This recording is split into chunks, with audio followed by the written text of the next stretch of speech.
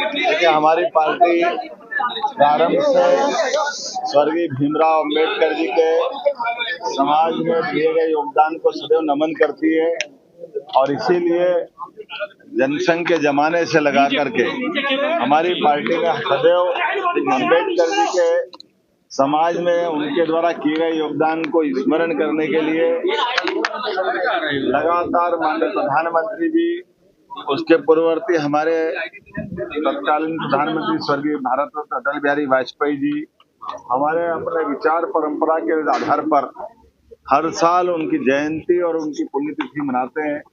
इतना ही नहीं, उनके 5 तीर्थ जिनके आधार पर डॉक्टर भीमराव अंबेडकर जी का जहाँ जन्म हुआ, वो महू में भी उनका पहली बार स्मारक बना करके हमारी तत्कालीन प्रधानमंत्री के साथ साथ हमारे अटल जी के साथ हमारे मुख्यमंत्री उस समय के भारतीय जनता पार्टी के, उनने महू में वो स्मारक बनाया।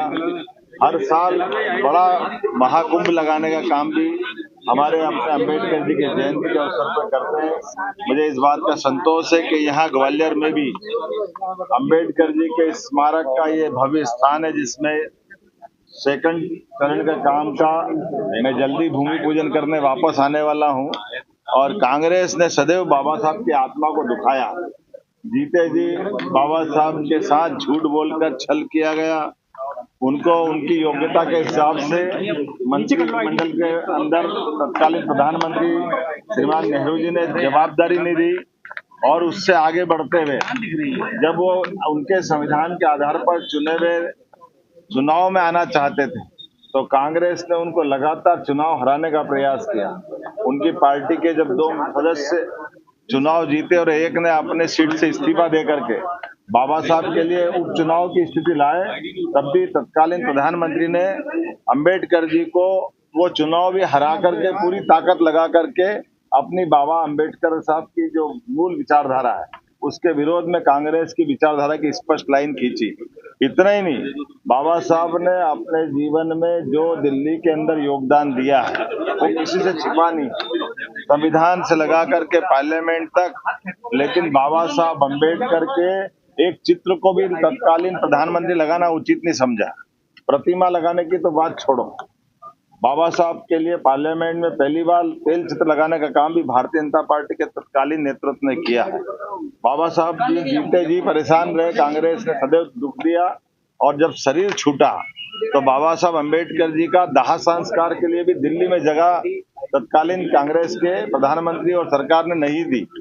उतना ही नहीं, बाबा साहब अंबेडकर के पार्थिव शरीर को लेकर के उनकी चैत्य भूमि जब बंबई ले गए तो विमान के आने जाने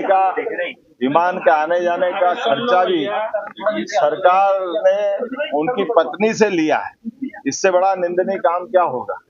कांग्रेस का दोहरा चरित्र सदैव सामने आता है। कांग्रेस हमेशा अपने वोट बैंक के लिए बाद में बदलती है। जैसे कि आपातकाल का पाप कांग्रेस के सिर पे था जब उनने संविधान की एक तरह से हत्या करते हुए कोर्ट ने उनको रिहार किया, कोर्ट ने उनका चुनाव अवैध घोषित किया, बदले में उनने देश को आपातकाल दिया। अंबेडकर जी के इस स्मारक स्थल पर आकर के मुझे इस बात की प्रसन्नता, थोड़े दिन पहले ही हमने डॉक्टर भीमराव अंबेडकर अभयारण्य पार्क का नामकरण किया जो सागर में बनने वाला है। डॉक्टर भीमराव अंबेडकर जी के माध्यम से कई सारी योजनाएं, पंचतीर्थ तो है ही, जहाँ भगवान बुद्ध के स्मरण के आधार पर सांची से हम अंबेडकर जी को जोड़ते हैं। तो हमने बौद्ध यूनिवर्सिटी बनाने का काम किया, दुनिया भर के बौद्ध लोगों को मध्य प्रदेश से जोड़ने का अवसर दिया। बाबा साहब अंबेडकर के आधार पर बच्चों को, मेधावी विद्यार्थियों को छात्रवृत्ति, उनके पढ़ने की, उनकी कोचिंग की, उनके जीवन में बदलाव की, इसी प्रकार से विश्वविद्यालय डॉक्टर भीमराव अंबेडकर विश्वविद्यालय महू में बाबा साहब के जन्म स्थल पर बनाने का काम भी हमारी सरकार ने किया। एक एक करके इतनी सारी योजना है कि बाबा साहब, और वास्तव में हमने ये बाबा साहब के प्रति उनके समाज को दिए गए योगदान को नमन है। लेकिन कांग्रेस को इससे सीखना चाहिए। नकारात्मक पॉलिटिक्स के आधार पर जिस ढंग से कांग्रेस नाटक करती है, अंबेडकर जी और उनके सारे अनुयायी जानते हैं कि कांग्रेस वोट के लिए कुछ भी कर सकती है। इसलिए कांग्रेस आज घर बैठी हुई है। दिल्ली में तीसरी बार वो घर बैठी, और मध्य प्रदेश में तो 2003-4 के बाद गलती से 1-1.5 साल छोड़ दो तो कांग्रेस इसीलिए घर बैठी कि वोट की राजनीति नहीं चलेगी। जनता की सेवा करते हुए हमारे महापुरुषों के आदर्श का पालन करें। खासकर भीमराव अंबेडकर जी के जो बताए मार्ग में समता मूलक, समाजवादी सभी वर्गों को लेकर के जिस प्रकार से अंबेडकर जी ने अपना जीवन जिया और समाज को प्रेरणा दी है, हम सब मिलकर के इन सारे कामों को स्मरण भी करें और बाकी भी सभी महापुरुषों के साथ हम तो समरसता वाले लोग हैं।